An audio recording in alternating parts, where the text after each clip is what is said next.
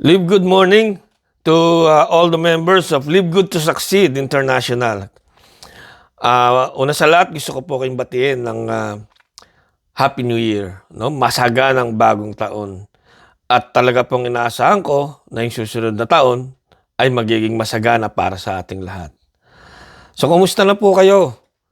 Alam ko po, lahat po tayo ay naging busy this past few weeks, past few days, dahil po sa ating mga ginagawa araw-araw at sa ating mga trabaho. At lalo na po dahil sa dumaang Kapaskuhan. Alam ko marami dyan naging busy sa mga parties, busy sa mga events, no? Dahil po sa holiday season. Pero ngayon, papasok na po ang 2024. Babalik na po tayo sa realidad ng buhay. At gusto ko po kayong gisingin dahil alam kong medyo yung iba nakatulog, no? At medyo nasarapan, no? Dahil po sa dumaan nga pong mga events, no? Ngayon pong 2024, ako po ay umaasa, no, na pagpapatuloy po natin at ang negosyo ng Live Good, no? At alam ko naman na marahil yung iba sa atin ay nakakaranas na ng hirap, no? O nakikita na yung path para umasenso dito sa Live Good ay medyo mahirap. Yung iba kasi nakakaranas na ng rejection. Ay natural po yan, no? Kahit ako, kami ni Connie, talagang grabe yung naranasan naming rejection dito. No? Doubts? Oh, nako. Maraming doubts. No? Fear? No? Mga kinakatakutan na maaaring mangyari. Totoo po yun. Lahat po yan, mararanasan po natin. No? Pero, siyempre po, lagi lang po tayong nakatutok o nakatingin sa ating goals. Ano ba yung goals natin? Gusto po natin na makapagretiro ng maaga. Gusto po nating mabili yung mga gusto nating mabili. Like, gusto natin makabili ng sasakyan. Gusto nating makabili ng bahay. At gusto rin nating magkaroon ng malaking savings. No? Sa katulad ko, gusto ko pong makapag-retire na rin ng maaga. No, hindi man dyan sa Pilipinas, dito po sa Canada. Right? Yung iba naman sa inyo, siyempre, alam ko na professional, di ba? At naintindihan ko na pwede niyong sabihin na, Coach, hindi ako sanay sa ganito eh.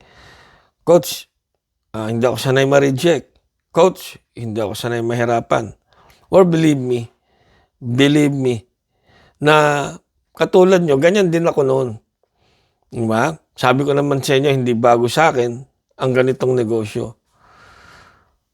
Pero lagi kong binabalikan yung dahilan. Bakit ko ba gagawin tong negosyong to? Para kanino ba to? Para sa akin? Sa mga anak ko? Para kanino ba talaga? Bakit ako nag-join sa Live Good? Ano ba yung nakita ko? Diba? Sabihin mo, Coach, okay na ako eh. Kumikita naman ako. Coach, medyo may edad na ako, pa-retire na nga ako eh. Coach, bata pa naman ako. Baka may pang opportunity. Kaya ko pang siguro gawan ng paraan sa susunod. Well, yes. Lahat po yan, totoo. Pwede niyong gawin. Pwede kayong huminto. Pwede kayong lumipat ng ano yung gusto nyong gawin sa buhay. Pwede kayong magsimula ulit sa ibang larangan. At yung iba naman na professional na pwedeng tuloy nyo na lang kung ano yung ginagawa nyo. But then again, sayang. Sayang kasi nag-umpisa na kayo sa Live Good. Sayang kasi yung nakita nyong pag-asa dito sa Live Good ay papatayin nyo na lang dahil nahirapan kayo. Sa totoo lang po, hindi naman lingid sa inyo na ang pagyaman po ay hindi madali. Kahit po sinong tanungin nyo na umasenso, yumaman, ay hindi naman po naging madali sa kanila eh. Sa totoo lang, kahit dito sa Canada, ang pag-asenso rito ay hindi rin madali. Yung pagpunta rito, hindi madali. Yung pagiging stable dito, hindi madali. At yung pag-asenso rito, lalong hindi madali. Well, ganyan din sa Pilipinas. Di ba? Yung pag-asenso dyan, hindi rin madali. Yung pagyaman pa kaya. Yung iba naman, talagang okay na yung buhay. No? Meron naman ng negosyo. May maganda ng trabaho. Yung iba nga, magre-retire na. At kung ano man yung gusto nilang na ma-achieve, maaaring na-achieve na nila. Pero alam ko kaya kayo nag-live good kasi may kulang pa. Meron pa kayong gustong makuha. And believe me, kaya nyo yun. Kaya nyo. Pero syempre, may kasama siyang pagpupursige. May kasama siyang determinasyon. May kasama siyang hindi paghinto sa namang ginagawa mo. Coach, iba na lang. Well, yeah. Nasa sa'yo yun. Pero ako lang, nanghihinayang, kasi nag-umpisa ka na. Tandaan mo, sa ganito pong larangan, ganito pong negosyo, ang lagi po namin sinasabi, ang matira, mayaman. Kung ihinto ka ngayon, sayang, hindi mo na malalaman kung ano yung pwede mong marating sa hinaharap. Sabi nga nila, di ba, ang quitters daw never win. Masakit pakinggan pero sayang kung ititigil mo yung negosyo ng Live Good ngayon. Kasi nandiyan ka na para magpursige. Nandiyan ka na. Abot kamay mo na. Kaya ako po ay nandito ngayon, nagbibigay ng mensahe sa inyo na wag po tayong sumuko. Katulad ko, siguro wala po kayo naririnig sa akin this past few days kasi binibigyan ko po kayo ng respeto dahil alam ko busy rin po kayo. Pero dahil papasok na po ang 2024, ngayong January, gusto ko lang po ibalita sa inyo na ako po ay hindi humihinto. No? At sa ngayon, nag-aaral po ako ng Facebook ads.